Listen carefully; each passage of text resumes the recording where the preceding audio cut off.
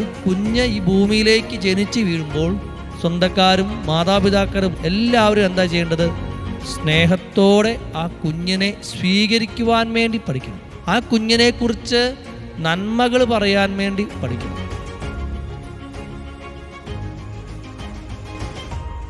ഈശോ മിശിഹായിൽ സ്നേഹം നിറഞ്ഞ മാതാപിതാക്കന്മാരെ, സഹോദരി സഹോദരങ്ങളെ, എല്ലാവർക്കും അടുത്തു വരുന്ന ക്രിസ്മസിൻ്റെ മംഗളങ്ങളും പ്രാർത്ഥനകളും ഒത്തിരി സ്നേഹത്തോടുകൂടി നേരുകയാണ്. കഴിഞ്ഞ ആഴ്ച നമ്മൾ ധ്യാനിക്കുകയും പ്രാർത്ഥിക്കുകയും ചെയ്തത് ഒരമ്മയുടെ ഉദരത്തിൽ ഉരുവായ ശിശുവിനെ നമ്മൾ എങ്ങനെ പരിരക്ഷിക്കണം, എങ്ങനെ അതിനെ കാത്തു സൂക്ഷിക്കണം, എങ്ങനെ അതിനെ സ്നേഹിക്കണമെന്നാണ്. ക്രിസ്മസ് അടുത്തുകൊണ്ടിരിക്കുമ്പോൾ നമ്മൾ ധ്യാനിക്കുകയും പ്രാർത്ഥിക്കുകയും ചെയ്യുന്നത് മറിയത്തിൽ നിന്ന് പിറന്ന പുൽക്കൂട്ടിൽ കിടത്തിയ ഈശോയാണല്ലോ. ഒരു കുഞ്ഞിനെ, പുതിയതായി ജന്മം കൊണ്ട ഒരു കുഞ്ഞിനെ നമ്മൾ എങ്ങനെയാണ് സ്വീകരിക്കേണ്ടത്, എങ്ങനെയാണ് വളർത്തേണ്ടതെന്ന് നമുക്കൊന്ന് ചിന്തിച്ച് നോക്കാം. വചനത്തിൻ്റെ വെളിച്ചത്തിൽ വിശുദ്ധ ഗ്രന്ഥം ഒരു കുഞ്ഞിനെക്കുറിച്ച് എന്താണ് പറയുന്നത്, ഒരു കുഞ്ഞിനെ എങ്ങനെ വളർത്തണമെന്ന് വിശുദ്ധ ഗ്രന്ഥം പറയുന്നുണ്ട്. ലൂക്കായുടെ സുവിശേഷം 2-ാം അധ്യായം 28-ാമത്തെ തിരുവചനം ഇങ്ങനെയാണ്: ശിമയോൻ ശിശുവിനെ കൈകളിലെടുത്ത് ദൈവത്തെ സ്തുതിച്ചുകൊണ്ട് പറഞ്ഞു. ഉണ്ണീശോയെ കൈകളിലെടുത്തുകൊണ്ട് ശിമയോൻ ദൈവത്തെ സ്തുതിക്കുകയാണ് ഉണ്ടായത്. ചില ഹോസ്പിറ്റലിലുമൊക്കെ ഒരു കുഞ്ഞ് ജനിച്ച് നേഴ്സ് ഈ കുഞ്ഞിനെയും കൊണ്ട് പുറത്തേക്ക് വരുമ്പോൾ പല കാര്യങ്ങളും സംഭവിക്കാറുണ്ട്. എന്നൊരു കുടുംബത്തിൽ പുതുതായിട്ടൊരു കുഞ്ഞ് ജനിച്ചു. നേഴ്സ് അതിനെ കൊണ്ടുവന്ന് പുറത്തേക്ക് വീട്ടുകാരെ കാണിക്കാൻ വേണ്ടി കൊണ്ടുവന്നപ്പോൾ അമ്മ സ്വീകരിക്കാൻ വേണ്ടി പറഞ്ഞു. ഹസ്ബൻഡിൻ്റെ അമ്മയോട് സ്വീകരിക്കാൻ വേണ്ടി പറഞ്ഞു.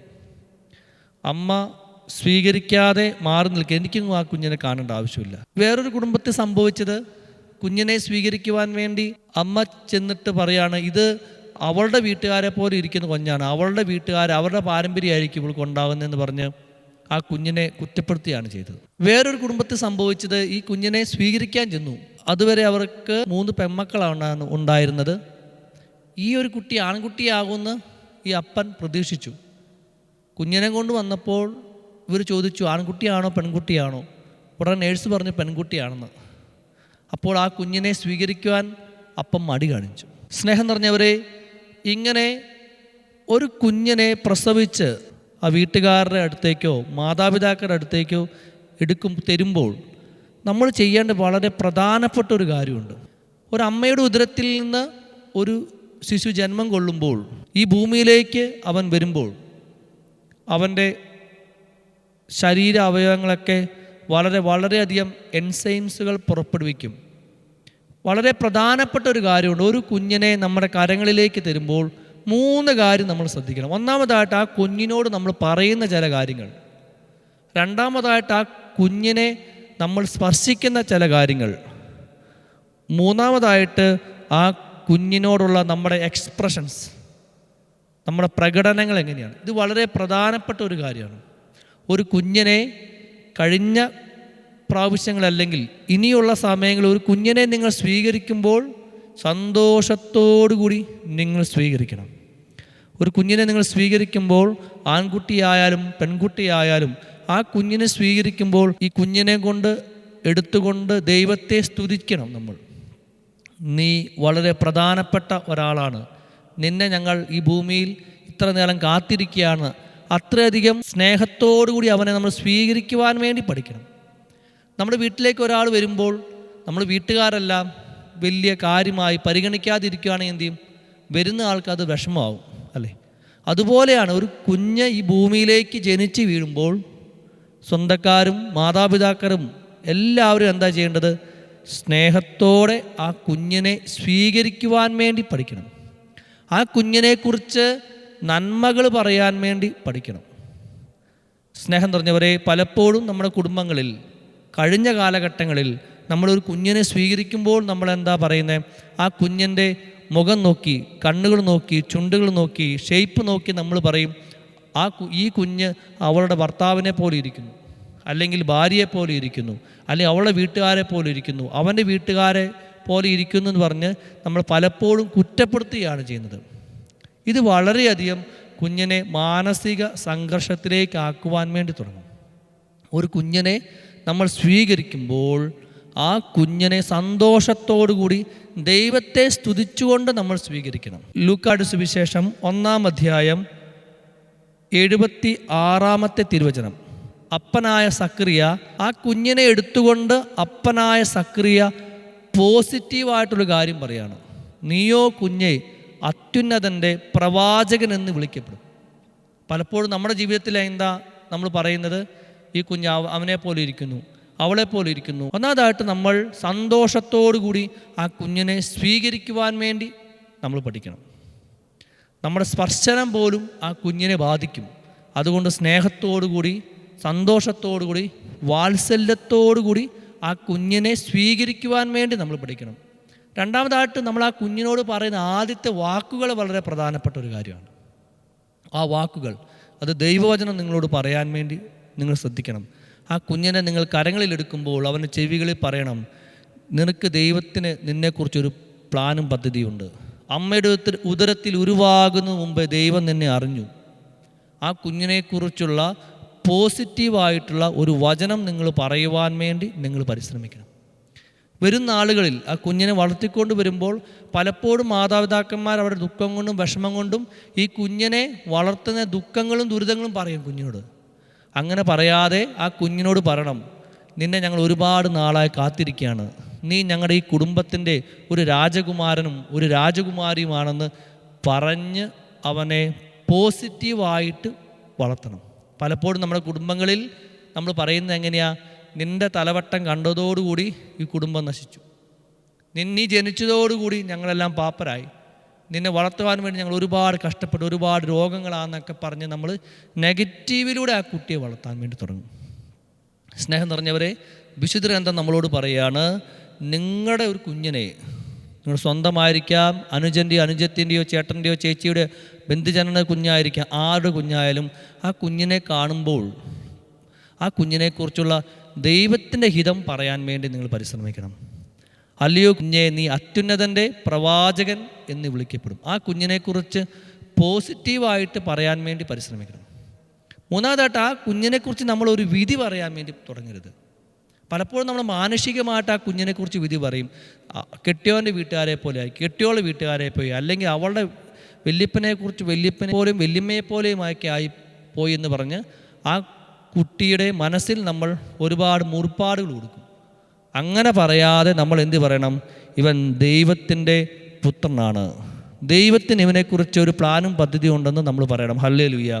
ഒരു കുഞ്ഞിനെ നമ്മൾ കരങ്ങളിലെടുത്ത് ദൈവത്തിൻ്റെ പദ്ധതികൾക്ക് വേണ്ടി, ദൈവത്തിൻ്റെ ഹിതത്തിന് വേണ്ടി അവനെ നമ്മൾ വിട്ടുകൊടുക്കുവാൻ വേണ്ടി നമ്മൾ പരിശ്രമിക്കണം.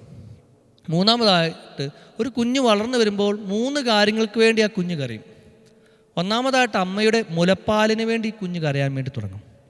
രണ്ടാമതായിട്ട് ഈ കുഞ്ഞ് കരയുന്നത് എന്തെങ്കിലുമൊക്കെ ചേഞ്ചുകൾ വരുമ്പോൾ പെട്ടെന്ന് ശരീരം തണുക്കുന്നു, പെട്ടെന്ന് ചൂടാകുന്നു, തണുപ്പോ ചൂടോ കൊണ്ട് ആ കുഞ്ഞ് കരയും. ഉദാഹരണത്തിന് അത് വിസർജിച്ച് കഴിയുമ്പോൾ, തണുപ്പ് കേൾക്കുമ്പോൾ, നനയുമ്പോൾ ആ കുഞ്ഞ് കരയാൻ വേണ്ടി തുടങ്ങും. ഈ 2 കാര്യങ്ങളിൽ അമ്മയുടെ ശ്രദ്ധ ആ കുഞ്ഞിന് കിട്ടുകയാണെങ്കിൽ ആ കുഞ്ഞ് വീണ്ടും കരയില്ല. അമ്മയുടെ ശ്രദ്ധ കിട്ടിയില്ലെങ്കിൽ എന്തു ചെയ്യും? കുഞ്ഞ് മൂന്നാമതായിട്ട് വാശി പിടിച്ച് കരയാൻ വേണ്ടി തുടങ്ങും. ഒന്നാമത്തെയും രണ്ടാമത്തെയും കാര്യങ്ങൾ കൃത്യസമയത്ത് ഒരു സമയപരിധി വരെ ആ കുഞ്ഞിന് കിട്ടിയില്ലെങ്കിൽ മൂന്നാമതായിട്ട് എന്തു ചെയ്യും? ആ കുഞ്ഞ് വാശി പിടിച്ച് കരയാൻ വേണ്ടി തുടങ്ങും. ചില കുട്ടികളെയൊക്കെ നമ്മൾ കണ്ടിട്ടില്ലേ, വളരെയധികം വാശി പിടിച്ച് കരയുന്നത്. ഒരു കാര്യം കിട്ടിയില്ലെങ്കിൽ ഇങ്ങനെ ഒന്നാമത്തെ രണ്ടാമത്തെ കാര്യം കൃത്യസമയത്ത് കിട്ടാതിരിക്കുന്ന കുട്ടികൾ എന്തു ചെയ്യും? വാശി പിടിച്ച് കരയാൻ വേണ്ടി തുടങ്ങും.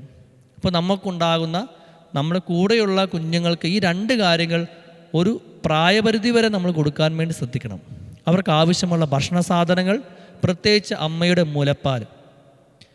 പലപ്പോഴും പുതിയതായിട്ട് ഒരു പെൺകുട്ടി ജനിച്ചു കഴിയുമ്പോൾ കൂടെ വരുന്ന നാട്ടുകാരും ബന്ധുജനങ്ങളും മാതാപിതാക്കന്മാരൊക്കെ ഈ പെൺകുട്ടിയെ കുറ്റപ്പെടുത്തി സംസാരിക്കാൻ ഞാൻ കേട്ടിട്ടുണ്ട്. അവൾക്ക് മുലപ്പാലില്ല, ഈ കുഞ്ഞിനെ വളർത്തുവാനോ മുലപ്പാൽ കിട്ടിയില്ലെന്നൊക്കെ പറഞ്ഞ്. നിങ്ങൾ ഒരിക്കലും ഒരു അമ്മയോട് നിങ്ങൾ അങ്ങനെ പറയരുത്. പ്രസവം കഴിഞ്ഞ് 2-3 ദിവസങ്ങളും ഒരാഴ്ചകളും വരെ നിങ്ങൾ ക്ഷമയോടുകൂടി കാത്തിരിക്കുവാൻ വേണ്ടി നിങ്ങൾ പരിശ്രമിക്കുക. പലപ്പോഴും ഈ അമ്മ കേൾക്കുന്ന രീതിയിൽ നിങ്ങളുടെ ബന്ധുജനങ്ങളോടും മറ്റവരോടൊക്കെ പറയും, അവൾക്ക് മുലപ്പാലില്ല, ആ കുഞ്ഞിനെ വളർത്താൻ അവർക്ക് അറിയത്തില്ല, കുളിപ്പിക്കാൻ അറിയത്തില്ല, അവൾക്ക് നോക്കാൻ അറിയത്തില്ല. നിങ്ങളും ഇതുപോലെ കടന്നുപോയ സാഹചര്യം നിങ്ങൾക്കുണ്ടായിരുന്നു. അതൊക്കെ നിങ്ങൾ മറന്നിട്ട് എന്ത് ചെയ്യും? പുതിയതായി വന്ന ഒരു പെൺകുട്ടിയെ നിങ്ങൾ കുറ്റപ്പെടുത്തുവാൻ വേണ്ടി തുടങ്ങും. ഇത് അറിഞ്ഞോ അറിയാതെ ആ അമ്മയുടെ മനസ്സിൽ ഒരു നോവായിട്ട് മാറാൻ തുടങ്ങും. അത് ഈ കുഞ്ഞിനെയും ബാധിക്കുവാൻ വേണ്ടി തുടങ്ങും. അതുകൊണ്ട് ഇനി മുതൽ നിങ്ങൾ ഒരിക്കലും ഒരമ്മയുടെ അടുത്ത് നിന്ന് അവളെ കുറ്റപ്പെടുത്തി നിങ്ങൾ സംസാരിക്കും. പ്രത്യേകിച്ച് മുലപ്പാലിൻ്റെ കാലത്തിൽ ആ കുഞ്ഞിനെ നോക്കുന്ന രീതിയിൽ ഒന്നും നിങ്ങൾ കുറ്റപ്പെടുത്തി നിങ്ങൾ സംസാരിക്കാൻ വേണ്ടി പാടില്ല. പ്രധാനമായിട്ടും മാതാപിതാക്കന്മാർ ശ്രദ്ധിക്കേണ്ട ഒരു കാര്യമുണ്ട്. ഈ സമയത്ത് ഈ കുട്ടികൾ വാശി പിടിക്കാതിരിക്കുവാൻ വേണ്ടി പ്രത്യേകമായി ശ്രദ്ധിക്കണം. ഈ 1ഉം 2ഉം കാര്യങ്ങൾ ഈ വിശക്കുമ്പോഴും കുഞ്ഞിനുണ്ടാകുന്ന അസ്വസ്ഥതകളിലും നിങ്ങൾ ശ്രദ്ധ കൊടുക്കുമ്പോൾ ആ കുഞ്ഞ് വാശിയില്ലാത്ത കുഞ്ഞായി മാറും. ഞാൻ അറിയുന്ന ഒരു കുട്ടിയുണ്ട്, എപ്പോഴും വാശി പിടിച്ച് കരയും എല്ലാ കാര്യങ്ങൾക്കും വേണ്ടി. കാരണം ഈ 1ാമത്തെ 2ാമത്തെ കാര്യങ്ങളിൽ ഈ കുട്ടിക്ക് വേണ്ട ശ്രദ്ധ കിട്ടിയിട്ടില്ലാത്തത് കൊണ്ട് ഈ കുട്ടി വാശി പിടിച്ച് കരയാൻ വേണ്ടി തുടങ്ങും. ഇതിൽ വളരെ പ്രധാനപ്പെട്ടൊരു കാര്യമുണ്ട്. ഞാൻ അറിയുന്ന ഒരു സ്നേഹിതയുടെ അടുത്തുള്ള കുട്ടിയാണ്.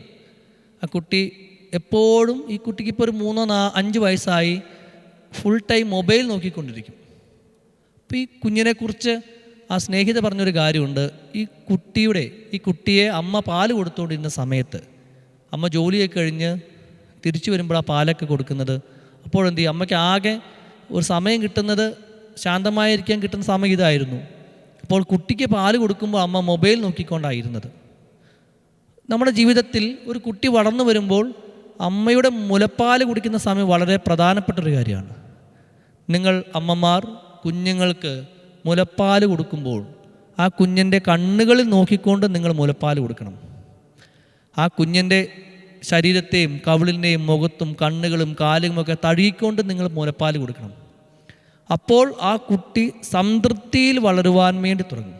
നിങ്ങളുടെ കണ്ണുകളുടെ ശ്രദ്ധ ആ കുഞ്ഞിന് കിട്ടണം. നിങ്ങൾ ആ കുട്ടിയോട് സംസാരിക്കുവാൻ വേണ്ടി തുടങ്ങണം.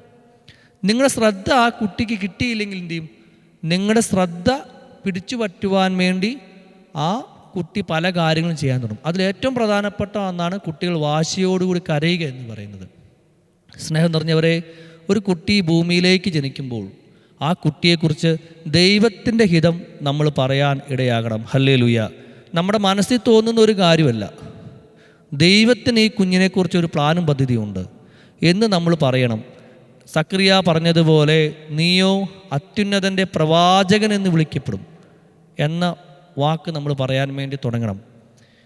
അല്ലെങ്കിൽ ഈശോയെ കൈകളിലെടുത്ത് ശിമയോൻ പറഞ്ഞതുപോലെ ദൈവത്തെ സ്തുതിച്ചുകൊണ്ട് നമ്മൾ പറയണം. പലപ്പോഴും നമ്മളെന്താ പറയുന്നത്? കുഞ്ഞിനെ കരങ്ങളിലെടുത്ത് നമുക്കിഷ്ടപ്പെടാത്ത കുറേ കാര്യങ്ങൾ പറയാം. നീ വന്നതോടുകൂടിയാണ് ഞങ്ങളുടെ വീടിങ്ങനെയായിപ്പോയത്, നിന്നെ വളർത്തിയെടുക്കുവാൻ ഞങ്ങൾ ഒരുപാട് കഷ്ടപ്പെടും. നമ്മളെ കണക്കുകളും വേവലാതികളുമൊക്കെ ഈ കുഞ്ഞിനോട് പറയുമ്പോൾ ആ കുഞ്ഞ് വിചാരിക്കുന്നത് എന്താണ്? അയ്യോ, ഞാൻ വളരെ തെറ്റായിട്ടൊരു കാര്യമാണല്ലോ, ഞാൻ കാരണം ഒരുപാട് വേദനിക്കുന്നുണ്ടല്ലോ. അങ്ങനെ ആ കുഞ്ഞ് വിചാരിക്കാൻ തുടങ്ങും. അങ്ങനെയല്ലാതെ നിങ്ങൾ പറയേണ്ടത് എങ്ങനെ?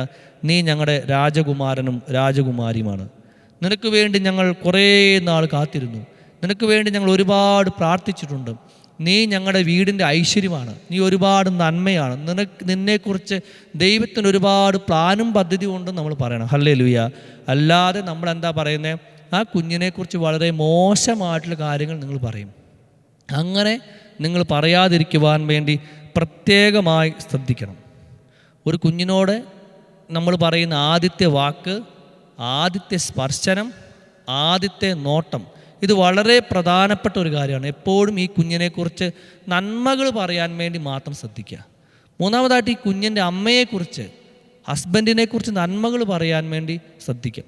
ഒരു കുഞ്ഞ് ജനിച്ചു കഴിയുമ്പോൾ ഒരമ്മയുടെ ശ്രദ്ധ മുഴുവൻ 100%-ൽ 90% മുഴുവൻ ശ്രദ്ധയും എന്തായിരിക്കും? ഈ കുഞ്ഞിലേക്കായിരിക്കും. പലപ്പോഴും നിങ്ങളുടെ ഭർത്താക്കന്മാരെ ശ്രദ്ധിക്കുവാൻ ഈ അമ്മമാർക്ക് പറ്റാറില്ല. അങ്ങനെ ചെയ്യാതെ കുറച്ചും കൂടി നിങ്ങളുടെ ഭർത്താക്കന്മാരോടും സ്നേഹത്തോടു കൂടി പെരുമാറുവാൻ വേണ്ടി നിങ്ങൾ പരിശ്രമിക്കണം. ചിലപ്പോഴൊക്കെ ചില ഭർത്താക്കന്മാരൊക്കെ പറഞ്ഞിട്ടുണ്ട്, കുഞ്ഞ് ജനിച്ചോടുകൂടി അവളുടെ സ്നേഹം മുഴുവൻ എൻ്റെ കുഞ്ഞിനോടായിപ്പോയി, എന്നെ പഴയതുപോലെ അവൾ സ്നേഹിക്കുന്നൊന്നുമില്ല, എന്നോട് കൂടി സമയം ചെലവഴിക്കുന്നില്ല. ചിലപ്പോൾ അമ്മമാരായ നിങ്ങൾക്ക് കുഞ്ഞിൻ്റെ എല്ലാ കാര്യങ്ങളും നോക്കണം, ഭക്ഷണം കൊടുക്കണം, അതിന് ഡ്രസ്സുകൾ അലക്കണം, എല്ലാ കാര്യങ്ങളും നോക്കണം, നിങ്ങളുടെ ഉറക്കം പോകുന്നുണ്ട്, എല്ലാ കാര്യങ്ങളും പോകുന്നു. അതോടൊപ്പം നിങ്ങൾ എന്താ ചെയ്യണേ? നിങ്ങളുടെ ഭർത്താവിനെ കൊണ്ട് ചേർത്ത് നിർത്തുവാൻ വേണ്ടി നിങ്ങൾ പരിശ്രമിക്കണം. Hallelujah, hallelujah. മൂന്നാമതായിട്ട് ഭർത്താക്കന്മാരും കൂടി ഒരു കാര്യം ശ്രദ്ധിക്കണം. പലപ്പോഴും ജീവിത പങ്കാളി ഒരമ്മയായി കഴിയുമ്പോൾ അവർക്കുണ്ടാകുന്ന മാറ്റങ്ങൾ നിങ്ങൾ സ്നേഹത്തോടു കൂടി സ്വീകരിക്കുവാൻ വേണ്ടി പരിശ്രമിക്കണം. അവരുടെ ശരീരത്തിലുണ്ടാകുന്ന ചില മാറ്റങ്ങൾ, അവരുടെ പെരുമാറ്റത്തിലുണ്ടാകുന്ന ചില മാറ്റങ്ങൾ, ഈ കുഞ്ഞിനെ വളർത്തിയെടുക്കുവാൻ വേണ്ടി അവരനുഭവിക്കുന്ന ചില വേദനകൾ, ചിലപ്പോഴൊക്കെ രാത്രിക്ക് അവർക്ക് ഉറങ്ങാൻ വേണ്ടി പറ്റില്ല, ചിലപ്പോൾ ദിവസം മുഴുവൻ അവർ ഉറങ്ങാതിരിക്കുന്നുണ്ടാവാം, രാത്രിയിൽ ഒരുപോലെ കണ്ണടച്ചിട്ട് പോലുമില്ല. അപ്പോൾ ഒരപ്പൻ എന്ന നിലയിൽ, ഒരു ഭർത്താവ് എന്ന നിലയിൽ നിങ്ങൾ എന്താ ചെയ്യുന്നത്? ഈ കുഞ്ഞിനെ വളർത്തിയെടുക്കുന്ന കെയർ കൂടി നിങ്ങൾ പ്രത്യേകമായി ശ്രദ്ധിക്കുവാൻ വേണ്ടി നിങ്ങൾ പരിശ്രമിക്കണം. പ്രസവിച്ച അന്ന് മുതൽ ഏകദേശം ഒരു 3-4 വർഷത്തേക്ക് ഈ അമ്മയെ ഒരുപാട് ടെൻഷനിലൂടെ കടന്നു പോകുന്നുണ്ട്. ഈ കുഞ്ഞിൻ്റെ വളർച്ചയെക്കുറിച്ച് ഒക്കെ ആന്തരികമായിട്ടുള്ള ഒരുപാട് ടെൻഷനിലൂടെ കടന്നു പോകുന്നുണ്ട്. അപ്പോൾ നിങ്ങൾ കുടുംബാംഗങ്ങൾ, ജീവിത പങ്കാളിയെല്ലാം ഈ അമ്മയെയും കുട്ടിയെയും ചേർത്ത് നിർത്തുവാൻ വേണ്ടി നിങ്ങൾ പരിശ്രമിക്കുക. ഈശോ ജനിച്ചു കഴിഞ്ഞപ്പോൾ ഈശോയെ രക്ഷിക്കുവാനും വേണ്ടി യേശുപിതാവും മറിയവും ഈജിപ്തിലേക്കൊക്കെ ഓടിപ്പോകും നമ്മൾ കണ്ടുമുട്ടുന്നുണ്ട്. പക്ഷെ ഒരിക്കലും സുവിശേഷം പറഞ്ഞില്ല, ഈ കുഞ്ഞിനെ നോക്കിയിട്ട് നീ ജനിച്ചു കഴിഞ്ഞപ്പോൾ ഞങ്ങൾ ഇത്രയധികം ബുദ്ധിമുട്ട് അനുഭവിച്ചെന്ന് ഒരിക്കലും പറഞ്ഞതായിട്ട് കേട്ടിട്ടില്ല. സ്നേഹം നിറഞ്ഞവരെ, നിങ്ങൾക്കുണ്ടാകുന്ന മക്കളെക്കുറിച്ചുള്ള, അവർ ജനിച്ചപ്പോഴും വളർത്താനുള്ള ആകുലതകൾ നിങ്ങൾ പറയരുത്. ആകുലതകൾ നിങ്ങൾ ചിലപ്പോൾ പറഞ്ഞു പോയിട്ടുണ്ടാവാം, പക്ഷെ അത് കുഞ്ഞിനെ അത് നെഗറ്റീവായിട്ട് ബാധിക്കാൻ വേണ്ടി തുടങ്ങും. ആ കുഞ്ഞിനെക്കുറിച്ചുള്ള പോസിറ്റീവായിട്ടുള്ള കാര്യങ്ങൾ പറയാൻ വേണ്ടി നമ്മൾ പരിശ്രമിക്കണം. ചിലപ്പോഴൊക്കെ ചില പെൺകുട്ടികൾ, ചില അമ്മമാർ പ്രസവം കഴിഞ്ഞ ശേഷം ഡിപ്രഷനിലേക്കൊക്കെ പോകുന്നുണ്ട്. കഴിഞ്ഞ ദിവസം ഇവിടെ ഒരു അമ്മയും കൊണ്ട്, ജനിച്ചിട്ട് 1 മാസമൊക്കെ ആയിട്ടുള്ളൂ, അമ്മയും കൊണ്ട് ഹസ്ബൻഡും വീട്ടുകാരും വന്നു. അച്ഛനോട് പ്രാർത്ഥിക്കണം എന്ന് പറഞ്ഞു. പ്രാർത്ഥിച്ചു. അപ്പോൾ ഞാൻ ചോദിച്ചു, എന്താ കാര്യം? ഈ പെൺകുട്ടി കുഞ്ഞിനെ നോക്കുന്നില്ല, ഞങ്ങൾ പണ്ടത്തെ പോലെ പെരുമാറുന്നില്ലെന്നൊക്കെ പറഞ്ഞു. അപ്പോൾ ഞാൻ പെൺകുട്ടിയോട് സംസാരിച്ച് കഴിഞ്ഞപ്പോൾ ആ പെൺകുട്ടിയെ പ്രസവത്തിന് ശേഷമുള്ള ചെറിയൊരു ഡിപ്രഷനിലേക്കൊക്കെ ആ കൊച്ചു കടന്നു പോകുന്നുണ്ട്, ഹോർമോൺ ചേഞ്ചസൊക്കെ കടന്നു മാറിയതുകൊണ്ട്. അപ്പോൾ ഞാൻ പറഞ്ഞു, നിങ്ങൾ നല്ലൊരു ഡോക്ടറെ കാണിക്കണം, മരുന്ന് കഴിക്കണം, ഈ കുഞ്ഞിന് ബുദ്ധിമുട്ടൊക്കെ ഉണ്ടെന്ന് പറഞ്ഞു.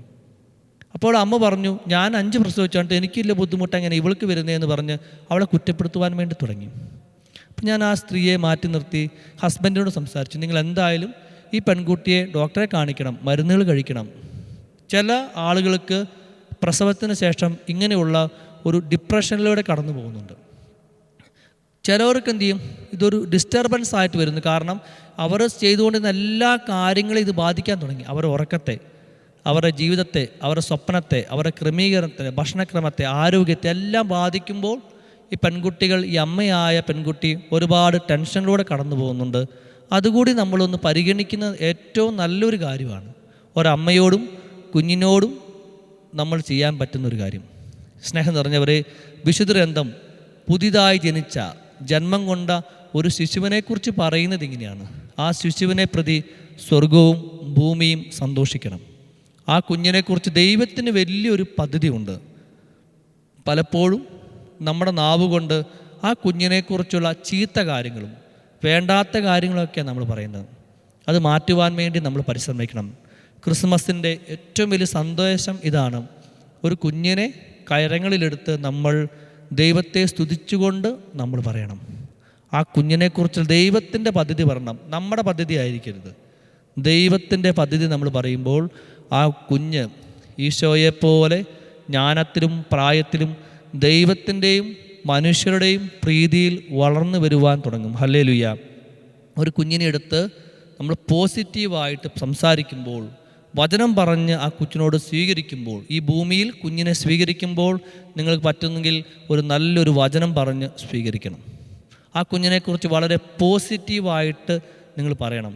ഒരുപാട് നാളായി ഞങ്ങളുടെ പ്രാർത്ഥനയുടെ ഉത്തരവാണ് നീ, നിനക്ക് വേണ്ടി ഞങ്ങൾ ഇത്രയും നാളും കാത്തിരിക്കുകയാണ്, നീ ഞങ്ങളുടെ കുടുംബത്തിൻ്റെ രാജകുമാരിയും രാജകുമാരനുമാണെന്ന് ആ കുഞ്ഞിൻ്റെ കരങ്ങളിൽ, കണ്ണുകളിൽ നോക്കിക്കൊണ്ട് നിങ്ങൾ പറയുമ്പോൾ ആ കുഞ്ഞ് ജ്ഞാനത്തിലും പ്രായത്തിലും ദൈവത്തിൻ്റെയും മനുഷ്യരുടെയും പ്രീതിയിൽ വളർന്നു വരുവാൻ തുടങ്ങും.